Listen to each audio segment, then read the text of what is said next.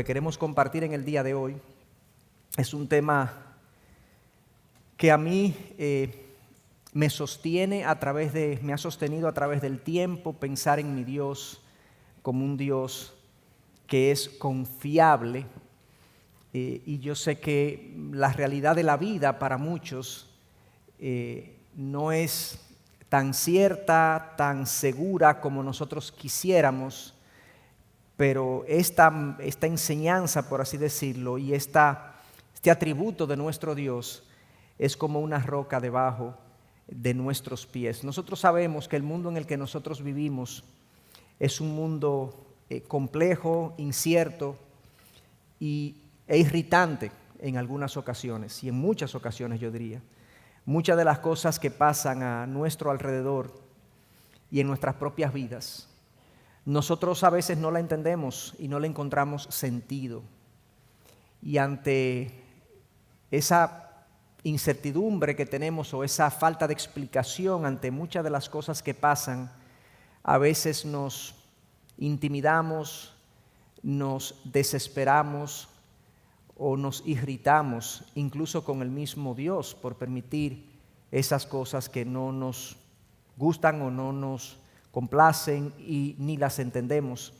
A veces vemos gente mala que progresa y le va bien. En el mundo vemos cómo el mal avanza a una velocidad que da miedo, decimos. Las cosas no están bien, decimos. El mundo no está bien, la sociedad no anda por buen camino. Y a veces a la gente que quiere hacer las cosas bien, no les va bien, humanamente hablando. Entonces decimos, ¿qué es lo que está pasando? ¿Realmente tiene Dios control? ¿A Dios le importa lo que ocurre en la vida de los suyos o en la vida de los que proceden correctamente? Ante todo eso que estoy describiendo, pues nosotros nos llenamos de dudas y nos postramos a veces delante de Dios y pidiéndole que Él intervenga, que Él proteja, que Él provea, con más dudas que certezas.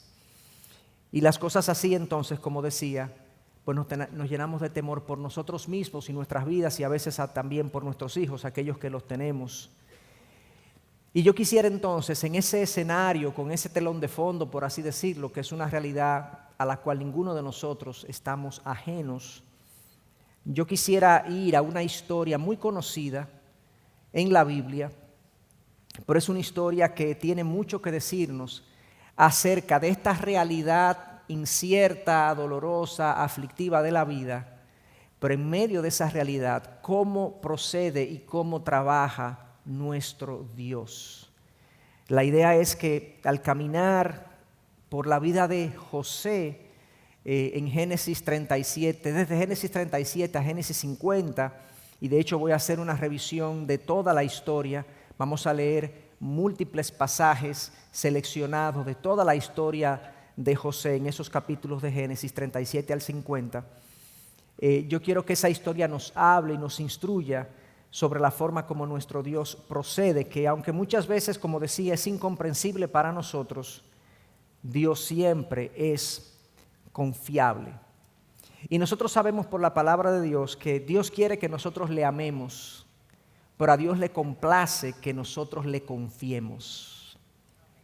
Y eso es algo que le agrada a su corazón. De hecho, la confianza es fe. Y sin fe es imposible agradar a Dios. Sin confianza en Él es imposible que Él se complazca. Pablo en un momento dado le dijo a los corintios, por fe andamos y no por vista. Por confianza andamos y no por vista, podemos traducirlo de esa manera más o menos. La confianza en Dios es para el cristiano lo que una buena zapata es para una buena edificación. Sin una buena zapata, una edificación se fractura, se inclina ante cualquier movimiento del terreno o ante cualquier viento fuerte. De la misma manera, nosotros somos estremecidos en nuestras vidas si nuestra confianza en Dios es superficial. Y entonces vuelvo y digo, mi oración es que al caminar con José a lo largo de su vida, nosotros podamos ver su vida y vernos quizás reflejados en algunas de las situaciones que a él le tocó y a su familia le tocó vivir, y cómo entonces Dios estuvo en esas vidas de tal forma que siendo Él el Dios, el mismo Dios ayer, hoy, siempre, nosotros fortalezcamos nuestra confianza y podamos experimentar esperanza y reposo y descanso y paz en medio de las tormentas que nos toque vivir. De esa manera entonces, vayamos al capítulo 37, que es donde comienza la historia de José. Allí en ese capítulo 37 comienza diciendo, y como les dije, voy a estar leyendo múltiples pasajes a lo largo de la historia, de tal manera que podamos tener una idea completa de todo el relato. Génesis 37, versículo 1 nos dice la palabra: Jacob habitó en la tierra donde había peregrinado su padre, en la tierra de Canaán. Esta es la historia de las generaciones de Jacob. Cuando José tenía 17 años, apacentaba el rebaño de sus hermanos. El joven estaba con los hijos de Bilha y con los hijos de Silpa, mujeres de su padre. Y José trajo a su padre malos informes sobre ellos. Israel amaba a José más que a todos sus hijos, porque era para él el hijo de su vejez, y le hizo una túnica de muchos colores. Y sus hermanos vieron que su padre amaba más a José que a todos ellos. Por eso lo odiaban y no podían hablarle amistosamente. José tuvo un sueño y cuando se lo contó a sus hermanos, ellos lo odiaron aún más. El versículo 12 nos dice: después sus hermanos fueron a apacentar el rebaño de su padre en Siquén. Y el versículo 14 nos dice: entonces Israel, que es Jacob, le dijo: ve ahora y mira cómo están tus hermanos y cómo está el rebaño, y tráeme noticias de ellos. Pues entonces José va a donde están sus hermanos para traer noticias a su padre. Y el versículo 18 nos dice: cuando ellos lo vieron de lejos y antes que se les acercara, tramaron contra él para matarlo. Bueno, esta es el inicio de la historia de José. Jacob es el padre de José y 12 hermanos. Jacob es el hijo de Isaac y nieto de Abraham. Jacob es uno de los patriarcas de la fe. Y vemos en esta historia del patriarca nada más y nada menos que una familia muy disfuncional. Habían tensiones, habían situaciones que bajo cualquier lente uno pudiera decir eran incorrectas, perversas. Del lado de Jacob había un notable favoritismo por José. Nosotros sabemos, los que criamos, que el favoritismo hiere el corazón de los muchachos. Pero Jacob quizás no se había percatado de lo mucho que sus hijos estaban heridos fruto de su favoritismo. Y de hecho nos dice el texto que producto del favoritismo de José, sus hermanos se irritaron contra José y lo odiaban. Y la expresión me llama mucho la atención, que dice: no podían hablarle amistosamente. O sea, eran hostiles hacia él, estaban irritados hacia él. José no tenía la culpa de que su papá lo tratara de manera favorita, pero así lo trataban. Este era un muchacho de apenas 15, 16 años aproximadamente, y estaba en un ambiente familiar donde todos sus hermanos lo odiaban, nos dice el texto, y le sentían desprecio. Y en esas condiciones entonces, en un momento dado se presenta nada más y nada menos que, como ustedes vieron, un complot entre los hermanos para matar a su hermanito. O sea, que había problemas, señores. Había problemas. Y esto es lo que el relato nos dice. Pero imagínense entonces en el hogar, vivir en ese ambiente para José, ¿qué implicaba? Para este adolescente, ¿qué implicaba vivir en una casa donde esta multitud de hermanos estaban todos contra él? Ciertamente su padre lo trataba de manera favorita, pero yo me imagino y supongo que él sentía más el desprecio de sus hermanos que el favor de su padre. Y era cosa que él no entendía. Él no lo podía procesar de del todo. Desde ahí comienza, por así decirlo, el suplicio y las dificultades y las incertidumbres en la vida de José, un muchacho. El versículo 21 entonces del capítulo 37 nos sigue diciendo: pero Rubén oyó esto y lo libró de sus manos y dijo: no le quitemos la vida. Algo de sensatez, apareció alguien que de manera sensata dijeron: no nos metamos en esto. Lo tomaron entonces y lo echaron en el pozo, dice el versículo 24. El pozo estaba vacío, no había agua en él. Y el versículo 28 entonces nos dice: pasaron entonces los mercaderes madianitas y ellos sacaron a José y subiéndolo del pozo y vendieron a José a los ismaelitas por 20 monedas de plata. Y estos se llevaron a José a Egipto. Esto fue lo que pasó, ¿cierto? O sea, ellos tramaron contra José, no se pusieron de acuerdo. De hecho, hubo una voz de sensatez de parte de Rubén: no lo matemos, pero vamos a echarlo entre el pozo. Ellos no sabían qué iban a hacer con él de manera precisa y surgió la brillante idea de uno de ellos de, bueno, vamos a venderlo. En esa época era común que la gente se vendía por un precio, como esclavo. Y José, siendo apenas, como les digo, un adolescente, 17 años, como nos dijo el pasaje, es vendido a estos mercaderes y estos mercaderes lo llevan a la tierra de Egipto.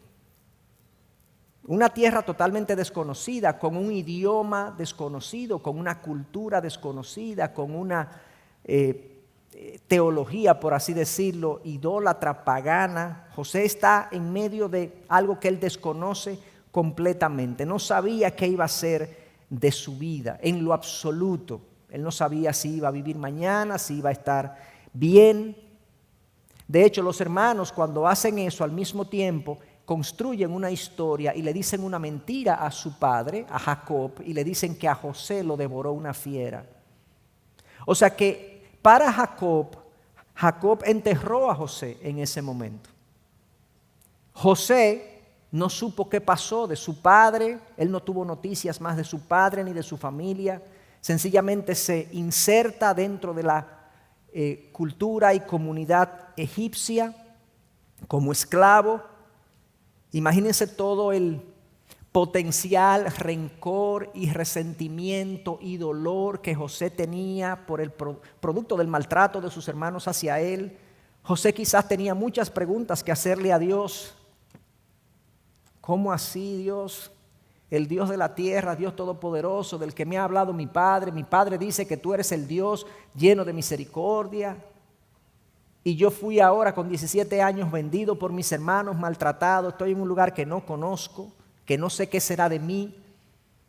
Muchas cosas pasaron por su mente. Yo no entiendo, Dios.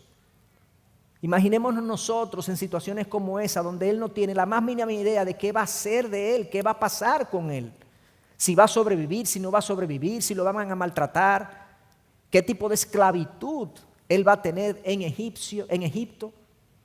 Muchas cosas, muchas preguntas pasaron por su mente. El capítulo 39 entonces ya comienza la historia de José dentro de Egipto. Y nos dice el capítulo 39 en el versículo 1, cuando José fue llevado a Egipto, Potifar, un oficial egipcio de Faraón, capitán de la guardia, lo compró a los ismaelitas que lo habían llevado allá. Y aquí viene algo glorioso. Versículo 2.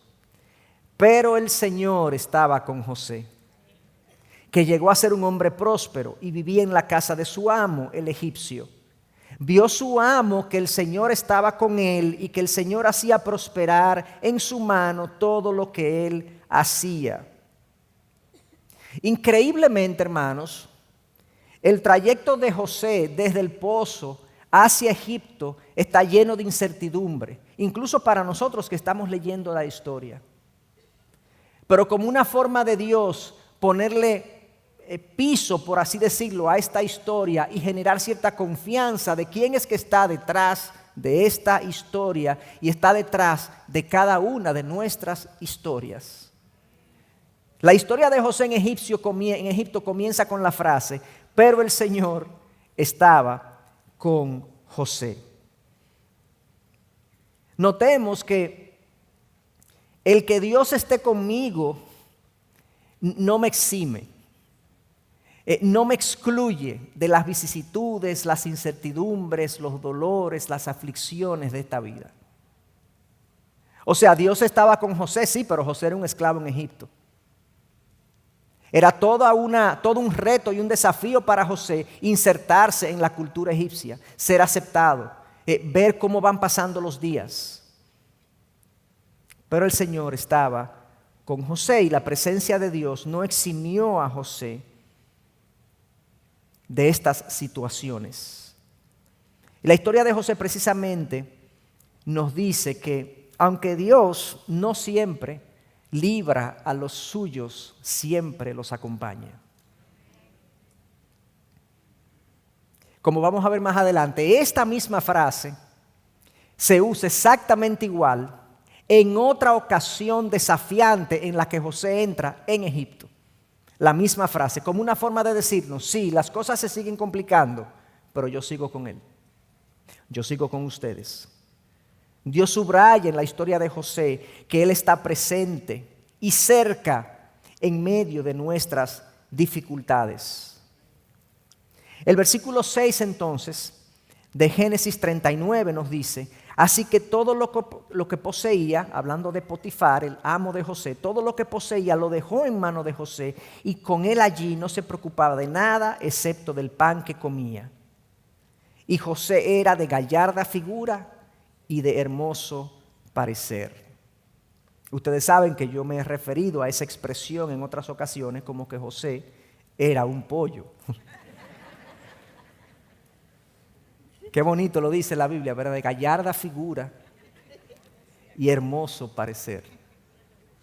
Era un muchacho buen mozo, posiblemente esbelto, no sé qué color tenía.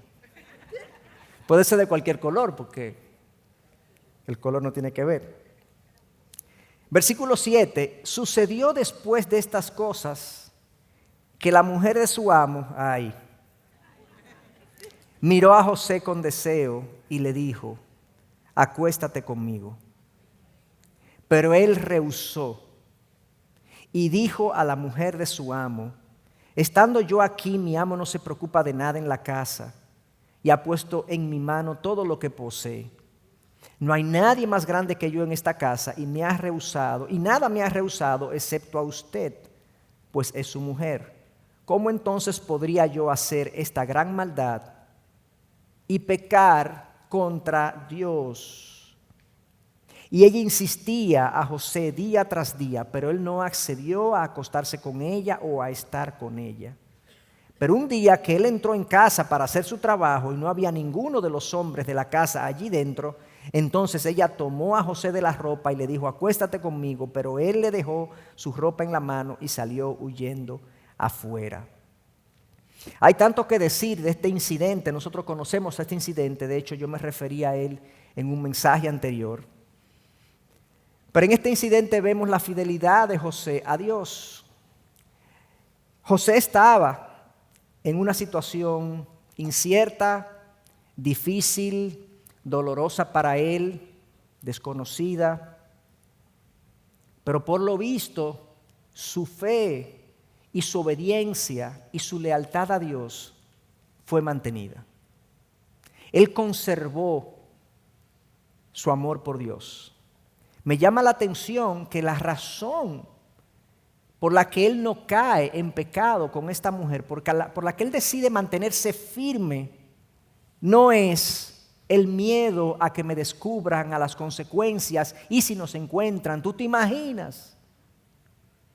Lo primero que él dice es: ¿cómo entonces podría yo hacer esta gran maldad y pecar contra Dios? El Dios invisible, el Dios que él sabe que me ve.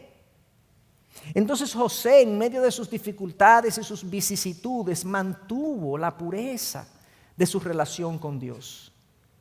Cristo dice: el que me ama obedece mis mandamientos. La obediencia de José es una muestra de su amor por Dios, de su relación con Dios. Y si hay algo que nos mantiene en medio de las dificultades y de las vicisitudes, es esa relación viva, vital de amor con nuestro Dios.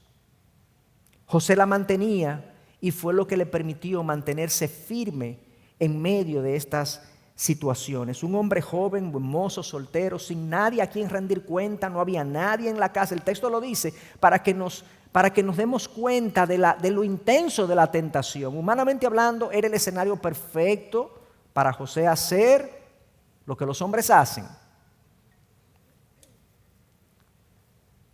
Y ahí se le presentó la tentación. No es casual. No es casual. Nuestro enemigo anda buscando como león rugiente a quien devorar. Pero a pesar de eso, José no se resintió contra Dios y le permitió eso entonces mantenerse fiel a su Dios.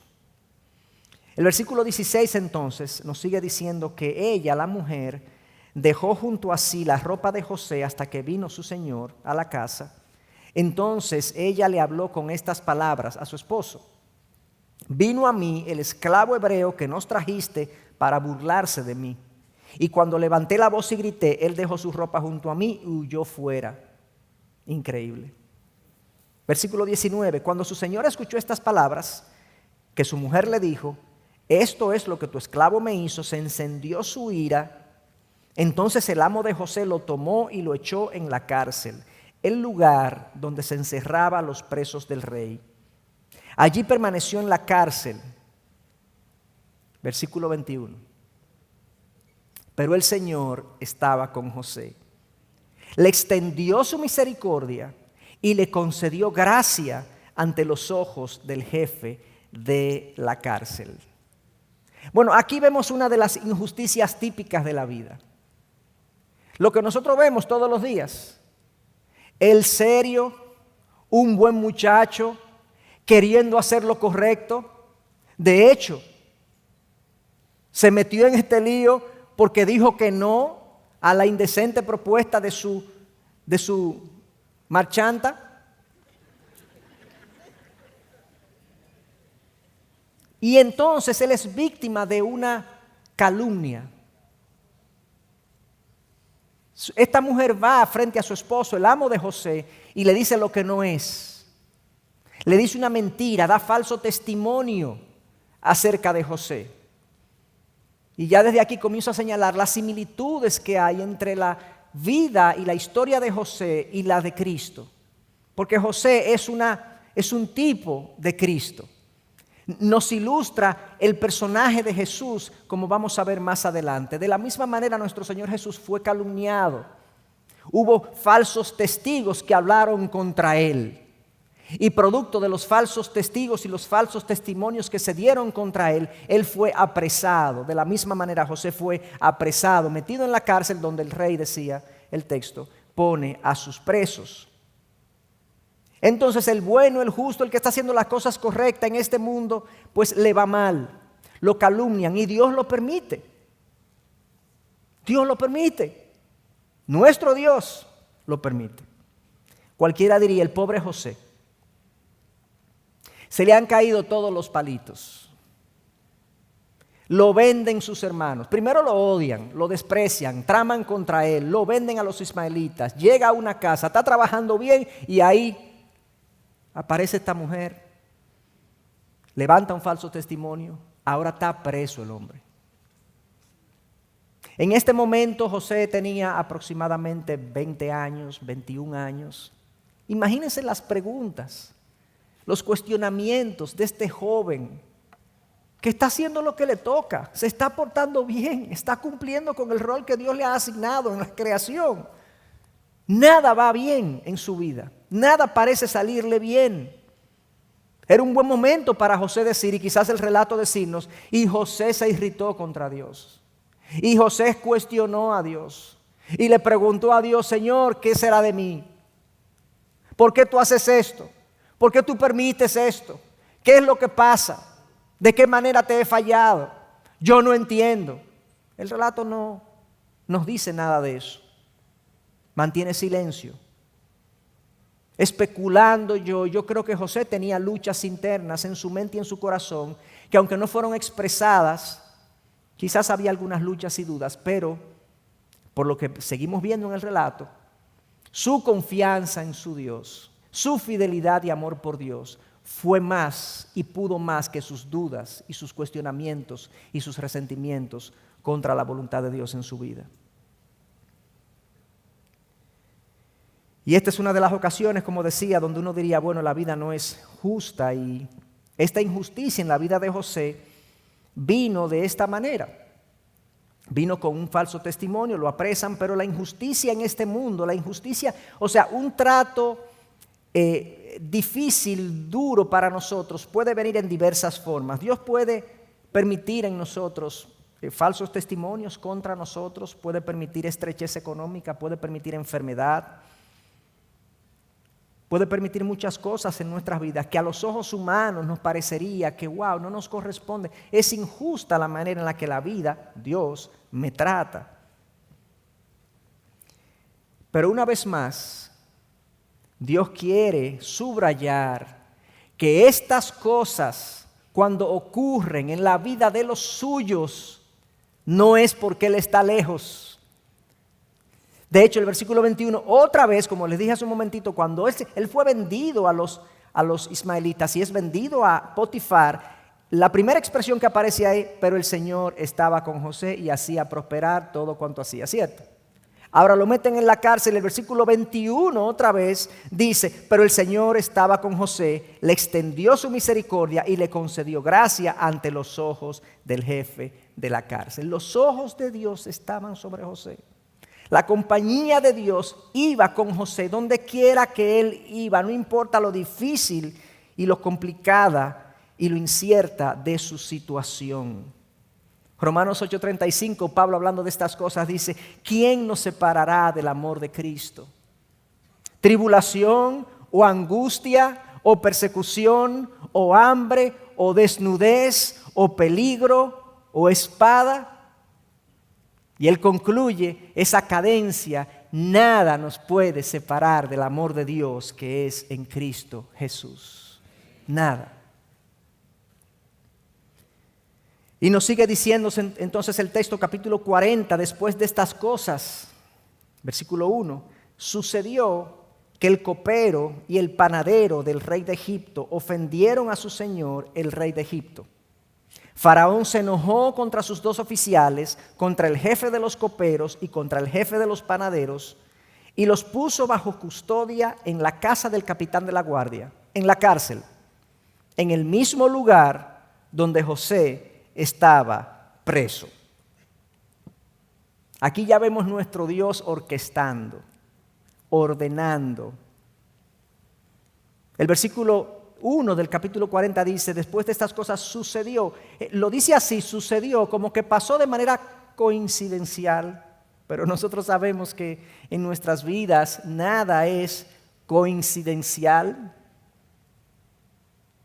Si un pajarillo no cae a tierra sin que Dios lo permita, dice la palabra en Mateo 10, si aún los cabellos de nuestras cabezas están contados, nada pasa casual. Esto pasó, pero obviamente Dios está detrás y sucede que donde pusieron a José, también pusieron al copero y al panadero, al jefe de los coperos y del panadero del faraón. Vamos a ver más adelante que esto fue clave en todo el desarrollo de la historia de José. Esto no fue casual, esto fue algo orquestado por Dios. Aún las cosas que nos parecen más triviales, las cosas más pequeñas de la vida, que parecerían incluso sin importancia para nosotros, Dios dice categóricamente que Él las orquesta. Entonces, el versículo 5 del capítulo 40, entonces el copero y el panadero del rey de Egipto tuvieron ambos un sueño. Qué casualidad. Los dos se soñaron prácticamente lo mismo. Increíble que Dios dirige los sueños de la gente. No todos los sueños son un mensaje de Dios. Ojo. Pero Dios incluye, o sea, su poder y su capacidad de orquestación va incluso al sueño de estos dos individuos que no conocían a Dios. Y el versículo 6 entonces del capítulo 40 dice: cuando José vino a ellos por la mañana y los observó, vio que estaban decaídos. Y preguntó a los oficiales de Faraón que estaban con él bajo custodia en casa de su señor: ¿por qué están sus rostros tan tristes hoy? Una consejería de parte de José al panadero y al copero. Increíble que José, en medio de estas dificultades, incertidumbres, problemas, él mantenga esta ternura hacia el otro. ¿Qué le importa a José que se vean tristes los rostros? Y honestamente, o sea, si yo le pregunto a una persona que está en la cárcel, mal preso, ¿por qué tú estás tan triste hoy?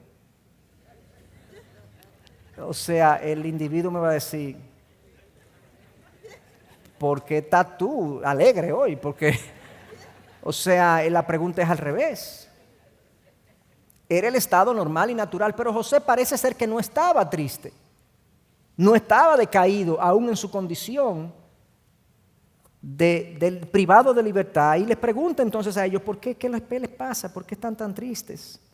Y ellos les respondieron: hemos tenido un sueño y no hay nadie que lo interprete. Entonces les dijo José: no pertenecen a Dios las interpretaciones, les ruego que me lo cuenten.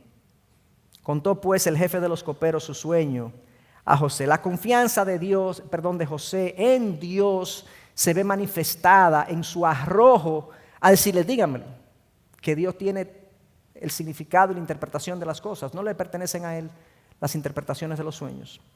Wow. Su confianza se ve manifestada. No hay dudas de que su confianza estaba basada en su relación con Dios, y eso fue para él una zapata en medio de sus dificultades. El versículo 2 entonces nos dice: entonces José se le dijo, esta es su interpretación. Yo no voy a leer todo porque he hecho una selección. Y José le dio la interpretación de ambos sueños a ambos individuos. Y en el versículo 14, José dice lo siguiente: solo le pido que se acuerde de mí cuando le vaya bien, y les ruego que me haga el favor de hacer mención de mí a Faraón y me saque de esta casa, porque la verdad es que yo fui secuestrado de la tierra de los hebreos y aún aquí no he hecho nada para que me pusieran en el calabozo. José hace su gestión, su diligencia. Él confía en Dios, pero él hace su diligencia. Él hace lo que le toca, lo que le corresponde. Él sabe que depende de Dios la decisión, pero Dios usa mecanismos secundarios para hacer que las cosas avancen. Y yo no puedo tampoco en mi condición justificar una pasividad que yo confío en Dios. Sí, confiamos en Dios. Y hasta cierto punto hay cosas que dejamos de hacer porque Dios está en control, sí. Pero Dios espera de nosotros una diligencia confiada. Yo le voy a decir a esta gente que se acuerden de mí si ven a Faraón, pero José sabe que eso depende de que Dios diga sí. Y de hecho, la historia nos indica que la gestión de José no fue del todo exitosa. O sea que tampoco es cuando uno quiere, es cuando Dios quiere. Pero él hizo su gestión. El versículo 20 entonces nos dice: y sucedió que al tercer día, que era el día del cumpleaños del faraón, éste hizo un banquete para todos sus siervos y restauró al jefe de los coperos a su cargo de copero, y éste puso la copa en manos de faraón, pero ahorcó al jefe de los panaderos, tal como les había interpretado José. Versículo 23, pero el jefe de los coperos no se acordó de José, sino que se olvidó de él. O sea, nosotros tenemos que hacer lo que nos corresponde, pero Dios es soberano de tomar la decisión final de si lo que nos corresponde hacer es efectivo o no. Él es que sabe. Nuestro corazón debe permanecer confiado,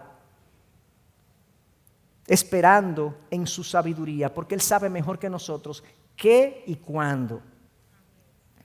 José podía otra vez decir, oye, pero qué ingratitud de este copero, no se acordó de mí. Pero nada acontece sin que nuestro Dios lo permita, hermanos. Todo lo que nos pasa, todo lo que nos ocurre, pasa primero por el despacho de nuestro Dios. Es así. El capítulo 41 comienza diciendo, y aconteció que después de 2 años, Faraón tuvo un sueño. Aquí los años pasan como si fueran días. Recuerden que pasan los años, José está preso. O sea, véanse ahí también situaciones a veces en nuestras vidas que se prolongan en el tiempo, dolorosas, aflictivas, inciertas. José no sabía qué iba a ser de él. José no sabía si lo iban a ahorcar mañana. No sabía si le iban a levantar un nuevo falso testimonio que iba a empeorar su situación. José está ahí esperando y cada vez que lo vemos, vemos a un José firme en su confianza en Dios.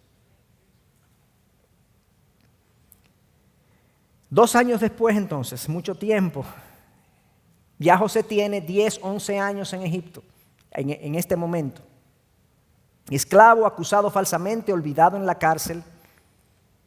Y cualquiera pudiera decir, bueno, pero el trato de Dios hacia José fue injusto. Y sí, humanamente hablando fue así. ¿Qué mayor injusticia de la que fue víctima nuestro Señor Jesús? Que siendo absolutamente inocente, tentado en todo pero sin pecado, dice Hebreos 4:15, fue traicionado, falsamente acusado, crucificado, muerto como un criminal. Ese es el mundo caído en el que vivimos. Entonces el versículo 8 del capítulo 41 nos dice, y por la mañana su espíritu, hablando de Faraón, estaba turbado y mandó a llamar a todos los magos y a todos los sabios de Egipto. Acuérdense que él tuvo un sueño 2 años después. Faraón les contó sus sueños, pero no hubo quien se los pudiera interpretar a Faraón. Entonces el jefe de los coperos habló a Faraón. Oigan lo que pasó. El copero se olvidó de José, ¿cierto? Pero Dios no se olvidó de José. Porque cuando Dios quiso que Faraón supiera de José, ¿qué hizo Dios?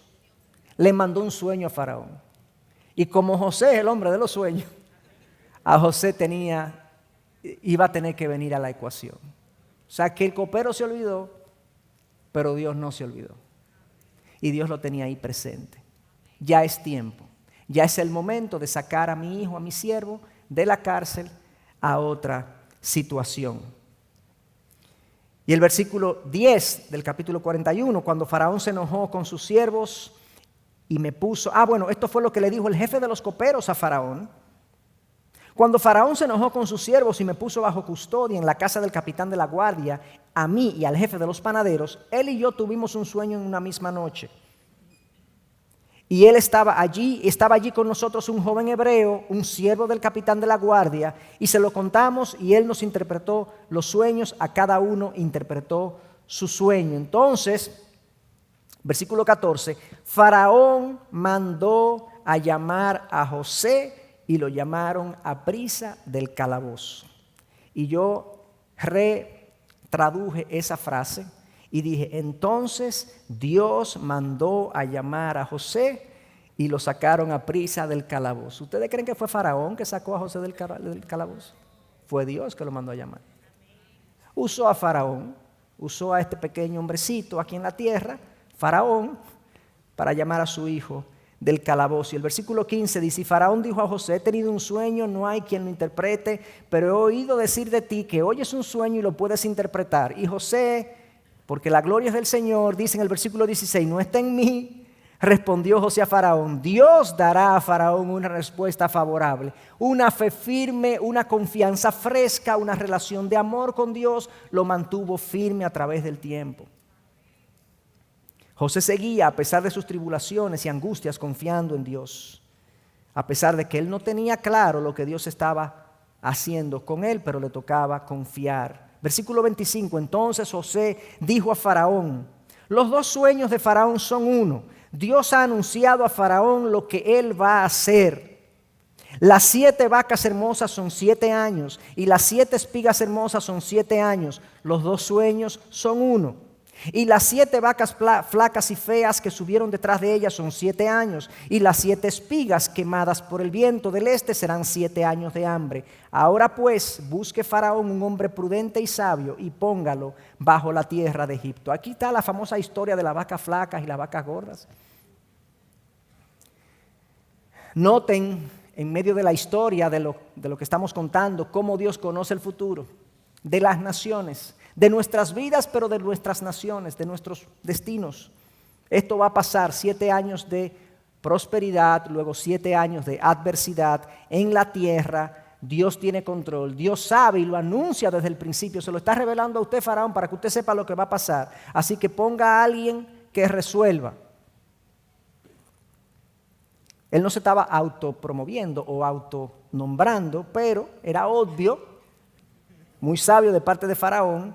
La idea le pareció bien, el versículo 37, a Faraón le pareció bien la idea y a todos sus siervos. Muy bien, vamos a hacer eso. Entonces Faraón dijo a sus siervos: podemos hallar un hombre como este en quien esté el Espíritu de Dios. Y Faraón dijo a José: puesto que Dios te ha hecho saber todo esto, no hay nadie tan prudente ni tan sabio como tú. Tú estarás sobre mi casa y todo mi pueblo obedecerá tus órdenes. Solamente en el trono yo seré mayor que tú. Faraón dijo también a José: mira, te he puesto sobre toda la tierra de Egipto. ¡Wow! Lo nombraron al hombre. José tenía 30 años en este momento. No es casual. 30 años tenía nuestro Señor Jesús cuando comienza su ministerio. El mensaje, hermanos, aquí, no nos confundamos. No es que nuestras historias todas vamos a terminar en el palacio. Yo he oído tantas veces predicar eso. Que todas nuestras historias terminan en el palacio. No. Cristo terminó en la cruz. Pablo terminó decapitado. José terminó en el palacio. Dios es que sabe. Él es soberano. A José le tocó el palacio. Lo cierto es, en toda historia, no sabemos el final, pero lo cierto es que Dios está con nosotros, presente a lo largo de toda la historia, no importa cómo termine la historia. Y número 2, lo que vemos aquí es que no importa cuánto dolor y cuánta aflicción haya, Dios siempre tiene un propósito superior en su proceder. Eso sí lo podemos extraer de esta historia. Pero sería incorrecto predicar ventura y dicha a todos los que sufren, porque en este mundo Dios hará que las cosas pues terminemos en el palacio. No necesariamente. Él promete su compañía y promete que habrá propósito. O sea, tu sufrimiento y mi sufrimiento no es arbitrario, no es accidental. Entonces, el versículo 50 nos dice, estamos en el capítulo 41, antes de que llegaran los años de hambre, le nacieron a José 2 hijos. Acuérdense que ya José tiene unos 13 años aproximadamente. Él salió a los 17 de Israel o de Canaán, tiene 30, aquí tenemos una idea, tiene 13 años mal pasando. Y cuando a José le nacieron 2 hijos en Egipto, al primogénito José le puso el nombre de Manasés, porque dijo: Dios me ha hecho olvidar todo mi trabajo y toda la casa de mi padre. Dios ha sanado mi pasado. Y al segundo le puso el nombre de Efraín, porque dijo: Dios me ha hecho fecundo en la tierra de mi aflicción. Wow. Él terminó en el palacio. Y a eso no es que él se refiere, que Dios me ha hecho fecundo en la tierra de mi aflicción, sino que Dios en la tierra de mi aflicción y de mi dolor ha estado conmigo y hay fruto en mi vida, producto de su presencia, su cuidado, su compañía. Miren cómo José nombró sus hijos, cómo estos nombres de sus hijos indican también la confianza, la fe, la esperanza de José en su Dios, a pesar de lo que Dios le había hecho pasar. El versículo 53 nos dice: cuando pasaron los 7 años de abundancia que había habido en la tierra de Egipto, comenzaron a venir los 7 años de hambre, tal como José había dicho. Capítulo 42. Viendo Jacob que había alimento en Egipto, aquí está el hambre en su buena, vamos a decirlo así, paradójicamente. Hambruna en la tierra.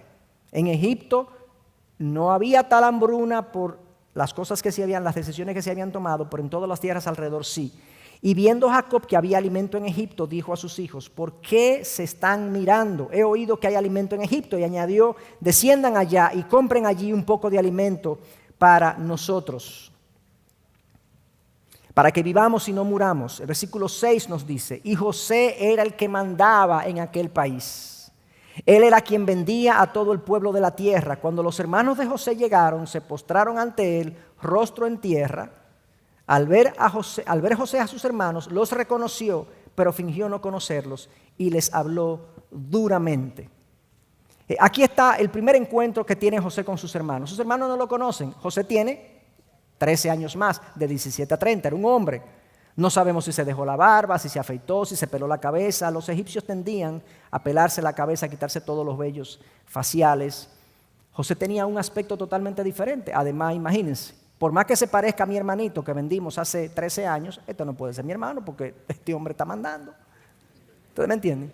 Entonces la mente no les cuadró, porque hay gente que dice: ¿cómo no lo conocieron? Bueno, ellos como que no le hacía clic el asunto. Y José les habló duramente, nos dice. Él los conoció, sí, pero les habló duramente, y no lo hizo porque estuviera resentido contra ellos, porque el relato nos dice que no estaba resentido contra ellos más adelante. Pero sí él quería probarlos y ver si ellos estaban arrepentidos de lo que ellos habían hecho. El versículo 4, entonces José les dijo: es tal como les dije, ustedes son espías. Esto es una prueba de José, a ver cómo ellos reaccionan. En esto serán probados, versículo 15, por vida de Faraón, que no saldrán de este lugar a menos que su hermano menor venga aquí. Ya José sabía que había otro hermano, Benjamín. Tráiganme a su hermanito menor, a ver si no lo vendieron igual que a mí. Es así, esa es la prueba que él está tratando de hacer, a ver si estos hombres estaban arrepentidos, a ver cuál iba a ser el trato de él con ellos. Y el versículo 16 dice: envíen a uno de ustedes y que traiga a su hermano mientras ustedes se quedan presos, para que sean probadas sus palabras, a ver si hay verdad en ustedes.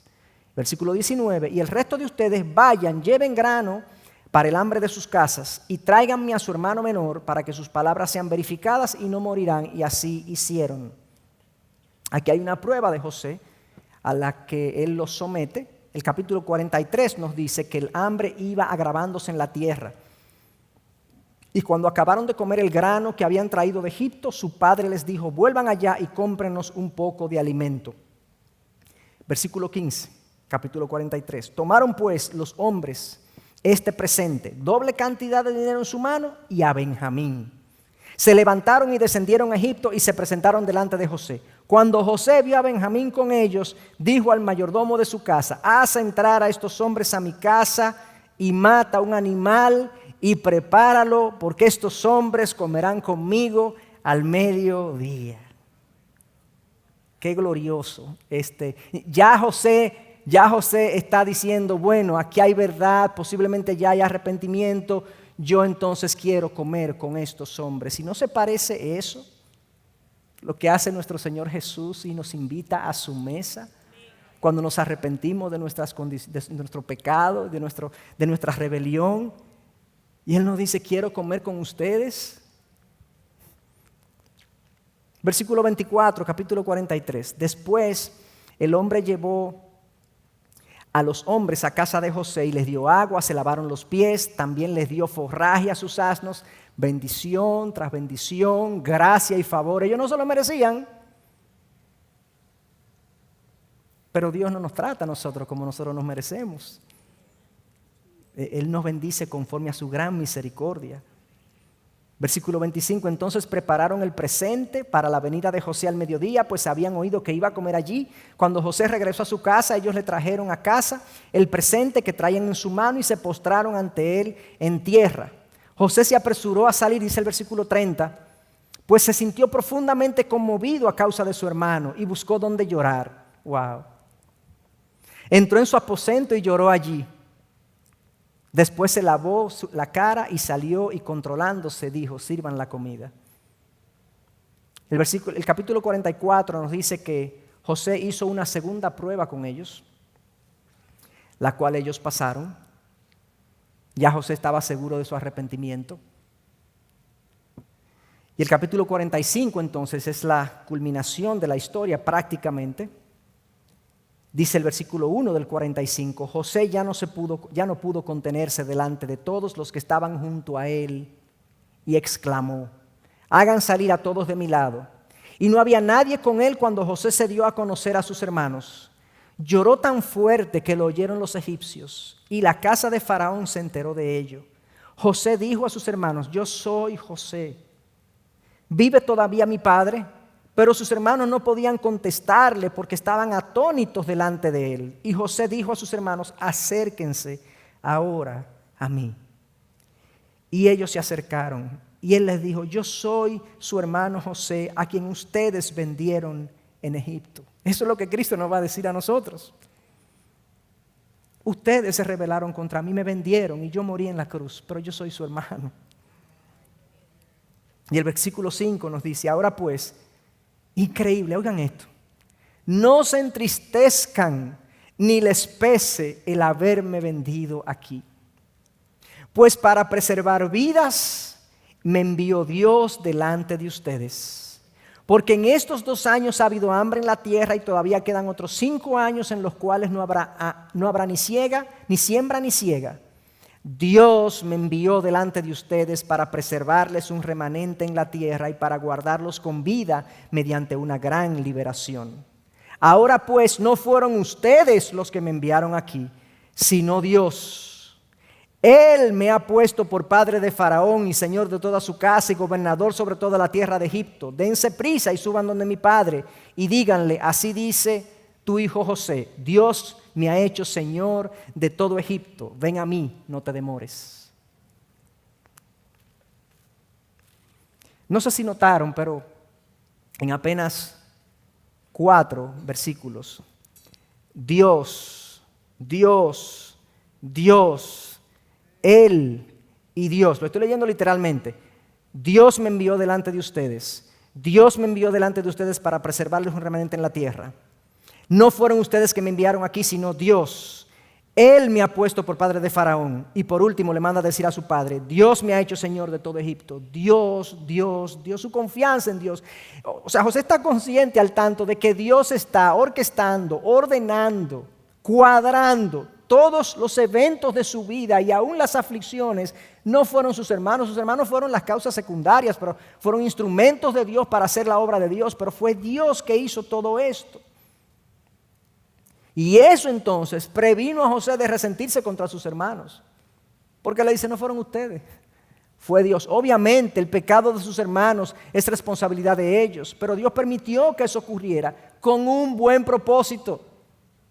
Y si nosotros entendemos que nuestras aflicciones, nuestros dolores, nuestras vicisitudes son permitidas por Dios con propósito, eso nos va a guardar del resentimiento y de la duda en nuestras vidas. Dios controla, hermanos, los acontecimientos de nuestras vidas, absolutamente todo. Y esa convicción sostuvo a José en los momentos más oscuros de su vida. Primera de Juan 4:9 nos dice: en esto se manifestó el amor de Dios en nosotros, en que Dios ha enviado, así como José fue enviado a la tierra de Egipto. ¿Para qué fue enviado José a la tierra de Egipto? Oigan esto. Dios me envió, versículo 7, delante de ustedes para preservarles un remanente en la tierra y para guardarlos con vida mediante una gran liberación. Oigan lo que dice entonces Primera de Juan 4:9. En esto se manifestó el amor de Dios en nosotros, en que Dios ha enviado a su Hijo unigénito al mundo para que vivamos por medio de Él. La historia de Jesús la vemos en la historia de José. El versículo 24 nos dice: luego se despidió de sus hermanos y cuando se iban les dijo: no riñan en el camino. Él sabía que todavía había problemas, algunos. Ellos subieron de Egipto y vinieron a la tierra de Canaán, a su padre Jacob. Le informaron: José vive todavía, imagínense esto. José vive todavía y es gobernante de toda la tierra de Egipto. Pero él se quedó atónito, porque no les podía creer. Capítulo 46, Jacob, el papá, envió a Judá delante de sí a José para indicar delante de él el camino a Gosén. O sea, vete delante para yo saber para dónde que vamos. Y llegaron a la tierra de Gosén. José preparó su carro y subió a Gosén para ir al encuentro de su padre Israel. Apenas lo vio, se echó sobre su cuello y lloró largamente sobre su cuello. Imagínense ustedes ese encuentro. Yo me acuerdo hace muchos años cuando uno no viajaba tanto, que uno ve a los aeropuertos y uno ahí en la salida de inmigración, ¿verdad? Que uno trataba de ver por un vidrio a ver si llegó el familiar, porque uno no sabía si había llegado, antes no había celular ni nada, llegó o no llegó. Y cuando uno llegaba y veía ese familiar que uno tenía años que no veía, eso eran unos abrazos en ese pasillo. ¡Ay, mamá, mamá! Imagínense esto, este hombre enterró a su hijo hace años atrás, lo enterró, literalmente lo enterró, lo dio por muerto. José se fue a la tierra de Egipto y no sabía si iba a ver a su padre jamás. ¿No es ese el evangelio? Nosotros condenados no sabemos si vamos a ver a nuestro Padre jamás, y nuestro Padre envía a su Hijo para que nos rescate, y ahora nosotros podemos abrazarnos con nuestro Padre Celestial. Capítulo 50, último capítulo de la historia. Esto pasó un tiempo después.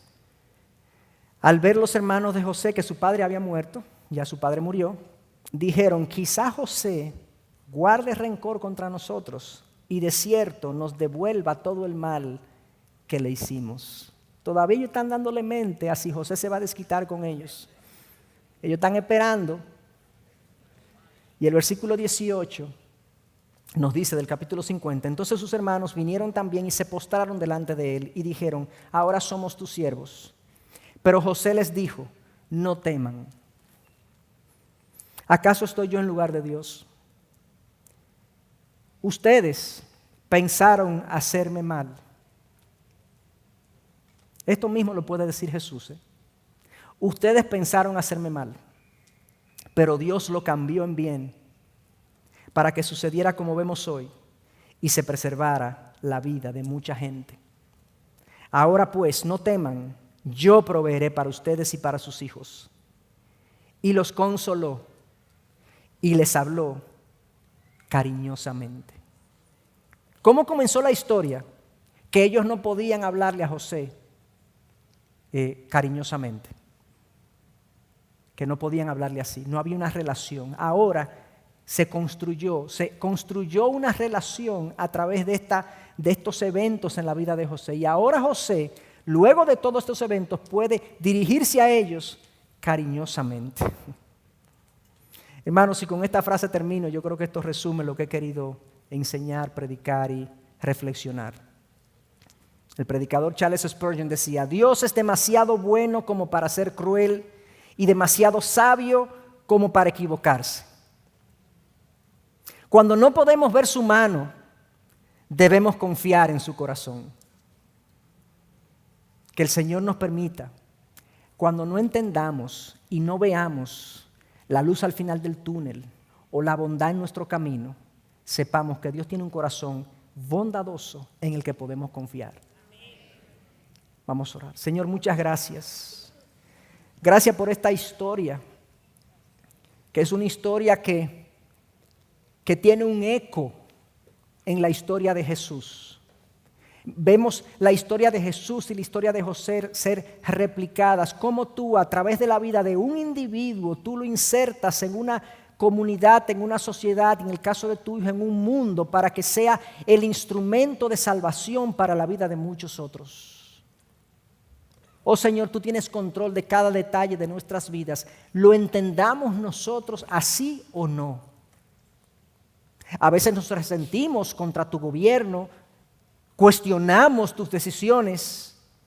Eso no cambia el curso de los acontecimientos. Tú sigues tu propósito de manera firme. Yo te pido, Señor, que tú a través de tu Espíritu, tú siembres en nosotros una gran fe y confianza en tus propósitos y en tu corazón, Dios.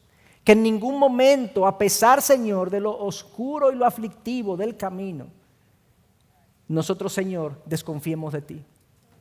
Pablo decía: aquel que nos ha concedido a su Hijo, ¿cómo no nos va a conceder también juntamente con Él todas las cosas?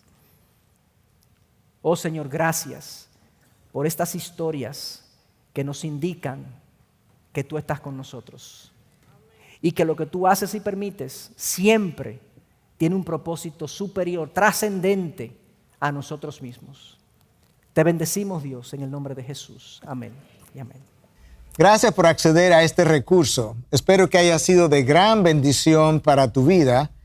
Te sugiero que te suscribas a este canal de forma que tú puedas recibir notificación la próxima vez que hayamos subido un nuevo recurso que pueda servirte de instrucción y bendición.